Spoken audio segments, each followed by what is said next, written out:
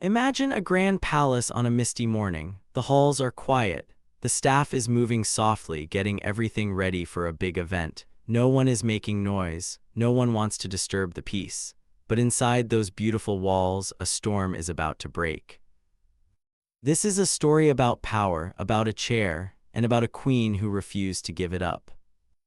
Camilla did something that morning at Windsor that nobody in that family will ever forget. And honestly, the more you hear about it, the more you realize she knew exactly what she was doing. She did not lose her temper. She did not get confused about where she was supposed to sit. She walked into that reception hall early, before the doors had even opened for everyone else. And she dropped herself into one specific chair on purpose. And not just any chair, the one closest to King Charles, the one that had already been promised in writing to Catherine. Let me back up for a second because the chair thing sounds petty until you understand what it actually meant inside that house. Charles had sent out a sealed order days before this event. Everyone who mattered had already read it, and the instruction was crystal clear. The most important seat in the room, the one right beside the king, belonged to Catherine now. In a palace built entirely on rank and order, that is not some boring little detail buried in a planning document. That is a message. A loud one. It basically told everyone watching that the future had already arrived, and Camilla was not in the front seat of it anymore. So why was Charles suddenly in such a hurry to make that point? Because he could feel the clock running out. The whole plan to hand real power over to William and Catherine was moving way faster than anyone outside those palace walls realized. And before the public got wind of any of it, Charles needed his own wife to understand the new order first.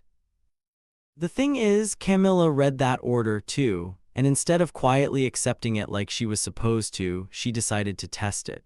She walked in early, sat down in Catherine's chair, and gripped both armrests like she was daring someone to come pull her out of it. And someone did try, sort of. An aide came rushing over, choosing every word like she was walking through a minefield, because she basically was. You do not tell a queen to get up out of a chair without bracing for whatever comes next. She asked Camilla as gently as humanly possible to please move to her actual assigned seat, and Camilla just ignored her completely, eyes locked straight ahead, hands glued to that chair, acting like the woman standing in front of her had not said a single word.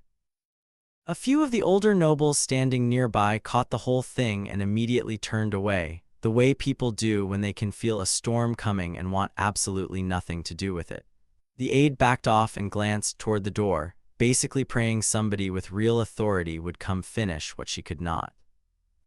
Now here is the part that makes this so much better. That aide did not decide to approach Camilla on her own. Princess Anne sent her. Anne had been suspecting for weeks that Camilla would never give up an inch of ground unless somebody forced her to make a scene doing it. So Anne set a little trap. She wanted the refusal to happen in front of witnesses, people who had no reason to lie about what they saw, and Camilla walked right into it. Then Catherine reached the doorway just as this standoff was unfolding, and she froze. She stood there and watched another woman sitting in the exact chair that had been promised to her on paper, and she said nothing, not a word. William walked in right behind her and caught the same scene, and you can imagine how that landed for him. His wife had basically been shoved aside in front of half the household while the woman who did it sat there like everything was completely normal. William wanted to react. You can tell he wanted to march across that room and say exactly what he was thinking, but Catherine caught his eye before he could move. And that one look stopped him cold because she understood something he was too angry to see in the moment. One wrong sentence from the future king in front of that many people could turn an awkward afternoon into a family war they might never recover from. Later that day, when it was just the two of them, William asked her about it. He wanted to know why she did not just stand up and tell the whole room that the chair was hers. And Catherine's answer honestly tells you everything about why she is so good at this. She told him there was no version of that fight that ended well for either of them, and that some battles just are not worth winning in public, even when you are completely right. Smart, genuinely smart. But here is what nobody in that hall understood yet. That chair carried way more weight than a seating chart. There is history attached to it, and it goes back further than anyone in that room could have explained that morning. Years earlier, another queen consort had been quietly forced out of that exact same seat during her own family's succession mess. She did not fight it the way Camilla was choosing to fight now. She just accepted it. And within a few years, she had been shipped off to some quiet country estate far from the capital. The public basically never saw her again for the rest of her life.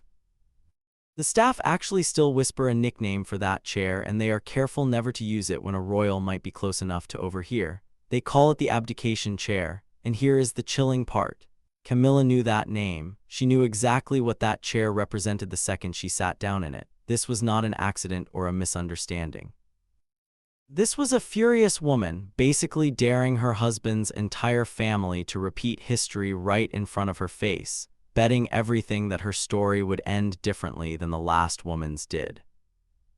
And Charles did not wait around for the ceremony to wrap up before he reacted to it.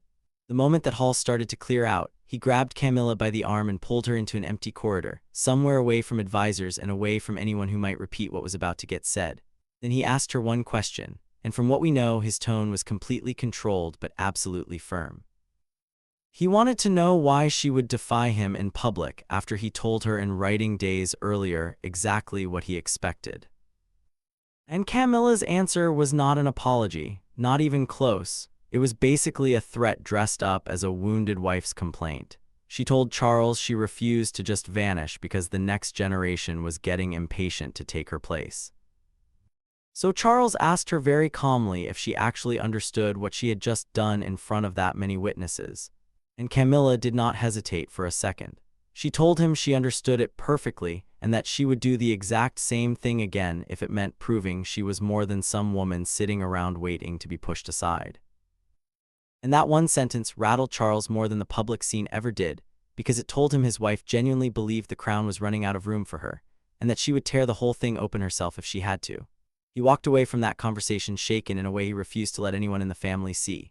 For the first time, he was not sure if he was married to a wounded woman or a woman quietly planning her own takeover. And that fear was still sitting heavy on him when Anne came to find him carrying something far more dangerous than anything that happened in that hall. She did not hand her brother a folder about one chair. She handed him a loaded weapon disguised as paperwork, and once Charles opened it, there was no closing it again. Inside that file were months of proof that Camilla had been working against him the entire time.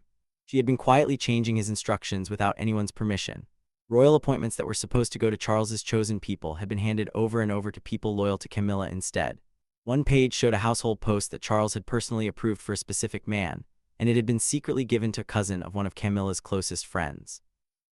Another page showed a ceremonial guest list that had been edited twice in a single week, each time cutting names tied to Catherine's family and adding names tied to Camilla's.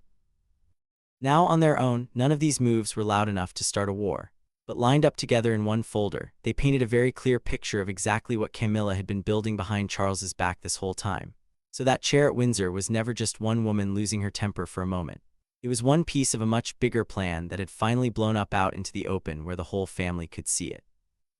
And it gets worse. Buried at the very bottom of that file was a record of a secret meeting between someone in Camilla's household and a contact from another royal court. And what were they comparing notes on? How a different queen consort had managed to hold on to real power long after her husband wanted her gone from public life. That meeting happened off the official calendar, arranged through a personal favor instead of any proper channel. And to Charles, that one detail mattered more than everything else in the folder combined, because it meant this was not a woman simply reacting to feeling pushed aside in the moment. This was a woman who had been studying months in advance exactly how to keep her grip on power. Here is the thing, though. Charles buried that page not out of mercy.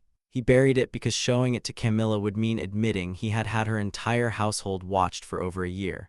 So even while he was standing on solid moral ground, the king was still sitting on a pretty dirty secret of his own right before he was about to crush the woman he had spied on. That same evening, he summoned Camilla to his private study. Completely alone this time, no advisors standing between them. He slammed that altered seating plan down on the desk, the one with names crossed out in handwriting that belonged to neither of them, and he asked her the real question. Had she ever actually planned to respect the future he was building, or had she just been waiting for the right moment to grab back what she felt was hers? And Camilla did not even bother pretending she did not know the chair belonged to Catherine. She told him flatly that giving up every visible sign of her rank would leave her as queen in name only, a crown with nothing real underneath it. Charles pointed out that nobody had asked her to give up her title. They had asked her to respect one seating chart for one single afternoon. And Camilla let out this sharp, bitter laugh with no warmth in it at all, and told him that with this family, one chair is never just one chair. It is always the first step toward losing everything. She reminded him she had clawed her way through years of public hatred and rejection just to reach this place. So watching it slip away now while everyone smiled and called it progress felt to her like watching her own victory get stolen right out of her hands. And Charles answered with one line that basically ended the fight before it could fully start. The throne, he told her, was never built to prove how much they loved each other. He still loved her, and he said it clearly, looking her dead in the eye. But as king, he could not let that love outweigh the future of the family or the order of who comes next. That is when Camilla ripped the brooch right off her own coat and slammed it down on the desk between them. She told him he could not keep asking her to wear the symbols of power while stripping away every bit of actual power those symbols were supposed to represent. On the surface, it looked like a dramatic, heartbroken gesture. But the truth underneath was a lot colder because that brooch had never legally belonged to Camilla in the first place. It came from a trust controlled by the crown, only ever loaned out to a consort while she was actively carrying out royal duties. The lawyer who managed that trust had actually warned her office months earlier, spelling out exactly what would happen to the brooch and several other pieces if her public role ever changed.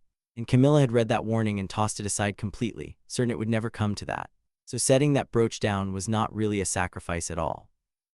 It was the law finally catching up to a woman who thought she could outrun it forever. Charles ignored the theatrics and just flipped open the rest of Anne's file in front of her, page after page, showing her the documented contact between her own office and the people who had quietly planned that seating change. Camilla went for one last defense and accused William's people of building a case to destroy her, but Charles cut her off cold. His son had recommended nothing. He had made this entire decision himself, alone. And he wanted her to understand that before she walked out that door, blaming the wrong person for her own downfall. And that correction shattered whatever defense she had left. She rose from her chair with her eyes burning, fury and grief at the same time, and she did not beg. She did not ask for more time. She left the brooch sitting exactly where she had thrown it, walked to the door and left without a single glance back. But here is the thing. A king can crush his wife behind one locked door, but a decision this big does not survive on one man's signature alone.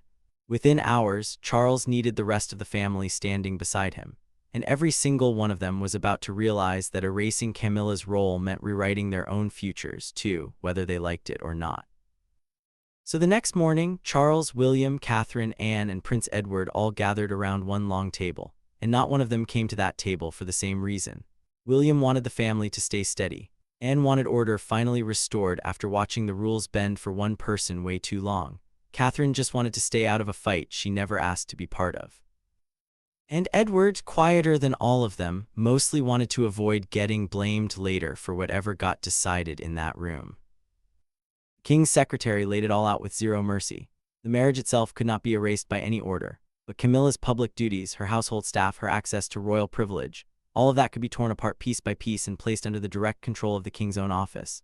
From that morning on, anything connected to Camilla, any engagement, any appointment, any public word needed approval from Charles's central staff first. No exceptions for old loyalties or shared history. Catherine looked down at the new schedule, and her stomach dropped because her own name was now sitting beside ceremonies that had belonged to Camilla just days earlier. And she knew exactly how that would look from the outside. Every duty she accepted from now on could get twisted into proof that she had gained from another woman's downfall. So William made it brutally clear in that room that his wife must never look like she had asked for any of this. He was genuinely scared that public sympathy for Camilla could curdle fast into public suspicion against Catherine. And of course, Anne cut right through the tension. Protecting Camilla from the consequences of her own choices would weaken the crown itself, she told her brother flatly, because rules only mean something if they crush the people standing closest to the throne just as hard as everyone else. Charles signed the final order himself before anyone left that table, written so it could never be reversed. And then came the part that hurt the most, which was not a headline at all. It was silence. Camilla's calendar just emptied out with no explanation. Staff who had walked into her rooms every morning for years were suddenly sent somewhere else.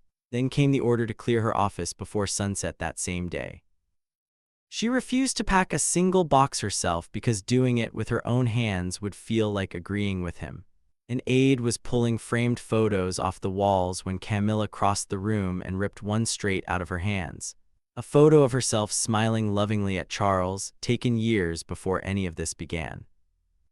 And naturally, it all leaked. One dismissed staff member, furious at being thrown out, leaked part of that family meeting to a tabloid before the palace even finished its statement. It named the chair, the brooch, all of it. Word reached Harry secondhand through a staffer because nobody bothered calling him directly, and that alone told him everything about where he still stood with these people. But here's how it actually ended between them. At dawn, in a quiet garden room, no advisors, no documents, just the two of them, Camilla admitted for the first time that fear had driven everything.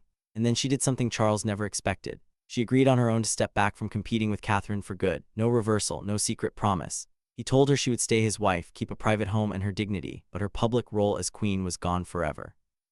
She closed his hand around the brooch one last time and told him the crown could decide where it belonged. Now their love survived this, her reign did not.